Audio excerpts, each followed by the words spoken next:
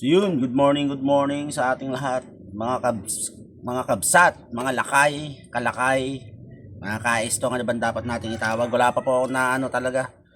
Hindi pa ako, kumbaga hindi pa ako sanay. Siyempre, ang tagal nating gumagamit ng kabisnes sa katawagan. So, hindi naman natin iwawala yon sa ating puso't damdamin dahil doon tayo galing. Yun na naman. So, yun mga minamahal kong viewers, ngayon ang ating gagawin ay cook chef tayo, chef cook. So, meron tayong talong. Yan, talong. Hiniwa ko siya ng ganyan, pamprito to. Pamprito. So, gagawin ko po is binagoongan. Ano po ngayon ang talong kasi dito? Marami.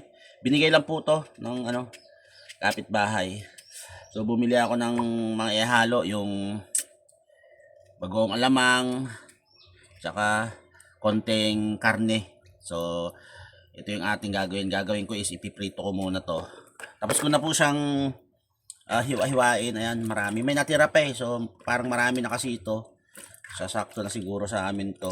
At namili tayo ng halagang 95 na karne ng baboy. So, yun mga business, samahan nyo ako sa pagluluto. Hintayin ko lang mainin yung kanin at sisimulan natin ang ating cooking show. Yun, balikan ko kayo, mga minamahal kong viewers. Yun muna sa atin, di ba? Alright. So yun, mga minamahal kong viewers, ang unang first step natin gagawin, syempre, magpiprito muna tayo ng talong. So, habang nagpiprito ako is gagayatin ko na din yung karne, ipe-prepare ko. So, maglalagay tayo ng oil. Yan. Oil muna, syempre, dapat. Hindi mawawala yan. Syempre, magpiprito tayo ng talong. Hindi pantay yung aking sasalangan. Yan. Yan, ganyan, ganyan. Pantay. So, kuha ako ng tongs para makasalang tayo ng ating talong.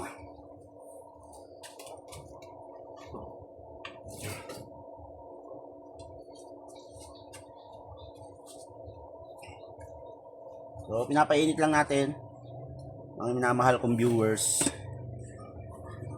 Ano ba? Mga kabsat, mga kalakay, mga katutong, meron ganun eh, marami. Mga kaistong, ano pa? So, maraming so, consider natin lahat pero pipiliin natin yung pinaka-the best. Pasensya na kayo at yumuyo ko ako kasi yung stand ng camera ko maiksi lang. At kailangan makikita nyo rin siyempre yung ating isasalang. So, testingin natin kung pwede na. Mukhang pwede na. So, yun, magsasalang po tayo ng ating talong muna. So, tumatalsik-talsik. Agoy! Ay!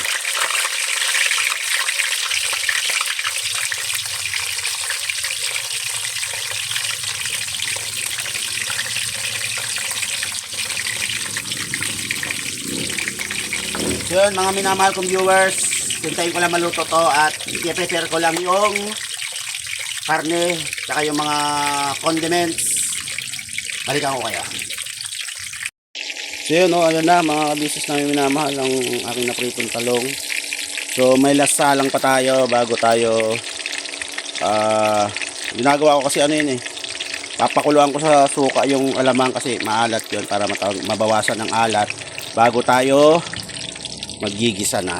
So, alright, yan ang ating binagoongan. So, hindi pa sa finished product. Yan lang muna. So, mga ka-business, mga minamahal kong viewers, ayan na ang ating sahog. So, gagawin ko dyan is pagmamantikain ko siya, sasangkutsahin ko siya hanggang mamula siya. Salang na natin niya. Ito na yung ating talong. Ayan po. So, ito yung ating alamang. Pinakuluan ko yan sa suka. Yung pinagprituhan ko ng talong, doon ko na din siya medyo ginisa. So, double gisa mangyayari dyan. Alright. So, yun mga business nating minamahal. Mamula-mula na po ang ating sahog. So, magigisa na po tayo. So, unting mantika na lang nilagay ko. Kumbaga, pinagmantika ko lang siya. So, sasangkutan na tayo ng sabayin ko na po, sibuyas at bawang.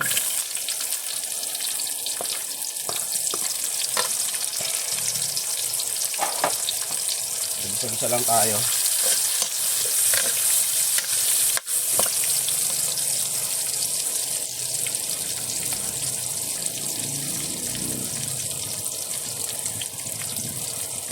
Yan.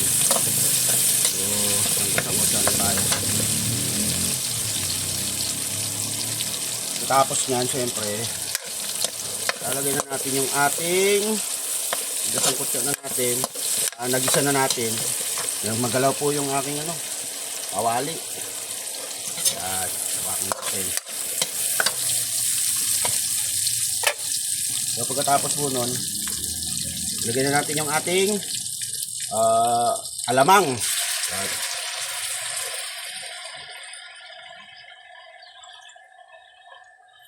May suka po yan. So nagigudi ko ng konting suka yung para makuha lahat yung yan. Yun yan ating binagoongan.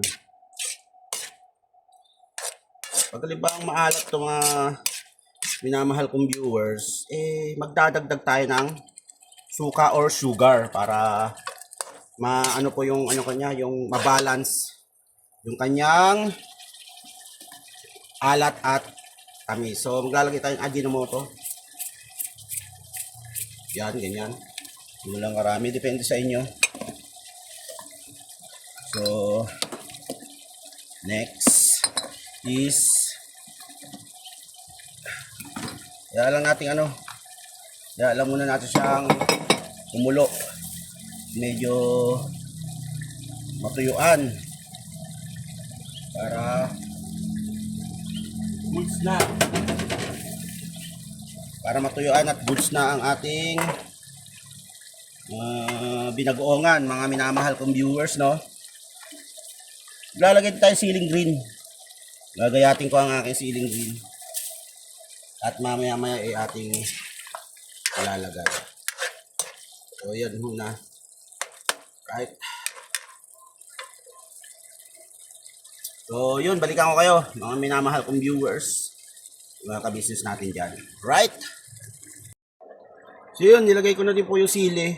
Kasi dagdag ako ng suka yung puso.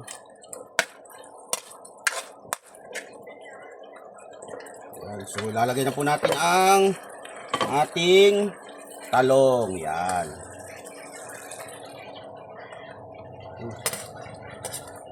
Yun Yan po mga minamahal nating viewers goods na yan.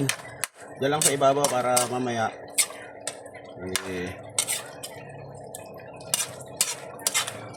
buhat na lang ng Alright.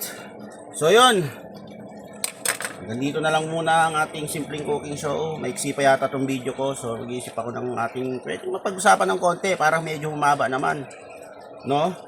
So, kung ano yung mga plano. So, kung ano yung mga parating. Ayan, may mga plano pa nga na narinig nyo ba sa live ni Jun? Punta daw kami sa Team Bugok. So, ewan ko kung seryoso sa doon o biro lang. So, pwede naman kaming, diba? Why not? So, sa collaboration, diyan tayo makakakuha ng ibang mga viewers, di ba? So, yun, pag-usapan natin yan mamaya, mga minamahal kong viewers, at okay na to.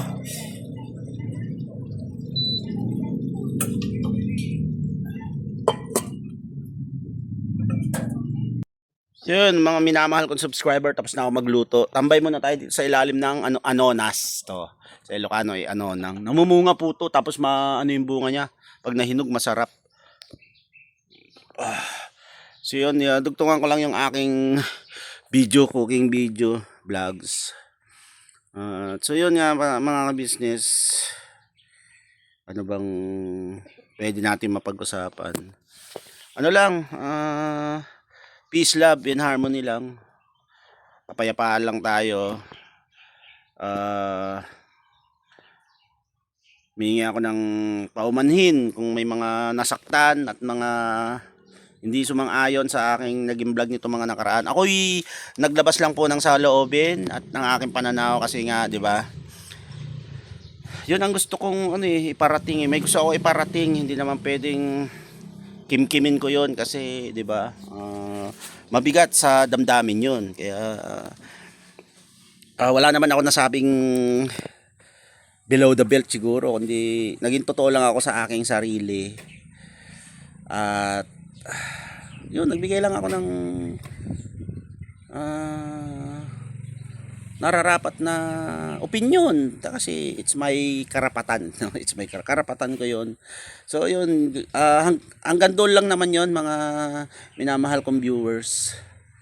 At tayo naman kasi natuto na tayo sa mga pinagdaanan natin sa buhay na hindi marapat magtanim ng sama ng loob at magalit sa mga taong ating pinagkakautangan ng loob, at siyempre minahal tayo. Ganon din naman ang pinakita natin nung magkakasama pa kami na pinakita ko yung best ko naman din siyempre kasi 'di ba, dumaan nga ako sa napakahirap na sitwasyon bago ako makabalik ulit, at pasalamat talaga ako na dahil sa kanila naibalik ko yung aking confidence sa sarili na humarap ulit sa inyo, magsalita sa inyo, magbigay ng opinion at magpasalamat sa lahat ng mga suportang natatamasa ng aking vlog at ng aking mga anak. So siguro hanggang doon na lang natatapos yung mga ganung bagay na aking nabitawang opinion, at wala akong masamang tinapay sa mga binitawan ko. Amin yata tao lang tayo, nasasaktan, nagdadamdam, pero hindi natin pwedeng panatilihin yan. Kailangan din nating tanawin sa positibong paraan. May mga nababasa pa rin ako komento kasi kailangan kong i-address po yun eh. May mga nababasa pa rin ako komento na naman magpasalamat, at kung hindi dahil sa kanya, sa kanila 'di ba, wala kami channel. Matagal na po, paulit-ulit na po naming namabanggit yung ganung pasasalamat at pagtanaw ng utang na loob. Hindi na po dapat sigurong ulit-ulitin pa kasi 'di ba, sa puso't isip alam na alam namin kung paano kami nagpapasalamat, kung paano namin na-appreciate lahat ng mga bagay na nagawa sa amin. So hindi na namin para na araw-araw o minuto, segundo pasasalamat. Hindi naman kasi maganda sa ano yun, di ba? Pero sa puso't isip namin, andun yung pagmamahal at respeto. Number 1 yung respeto. If you want to be respect the others. If you want to respect, earn it. 'Di ba? Hindi naman pwedeng yung gusto mo irespeto ka pero ikaw wala kang respeto, 'di ba? Ganoon lang 'yun mga minamahal naming ka-business. At ako nire-respeto ko lahat ng mga komento nyo. Pero meron nga iba kasi makapagsalita parang kilala niya yung pagkatao ng ka-business official. So, wag ganun, gusto nyo pagsabungin, gusto kalimutan, wag nang banggitin. Hindi naman maaari yon kasi nga nasa puso't isip namin sila, at mananatiling isa sila sa mga naging daan at naging anong tawag doon, naging instrumento para kung nasaan kami ngayon. So yun, ganun lang mga minamahal naming viewers. Yan, mga ka-BJ, kabay, kabugbugan, ano ba, lahat ng mga ka-business, kalinga, patekram.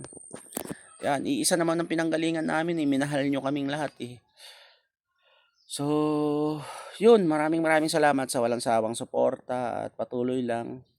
At especially, isasama ko sa aking mga papasalamatan yung nagkaloob ng motor sa akin, na isa rin sa nagiging komento patungkol sa pagkakaroon ko ng nagkaroon lang daw ako ng motor, umalis na ako.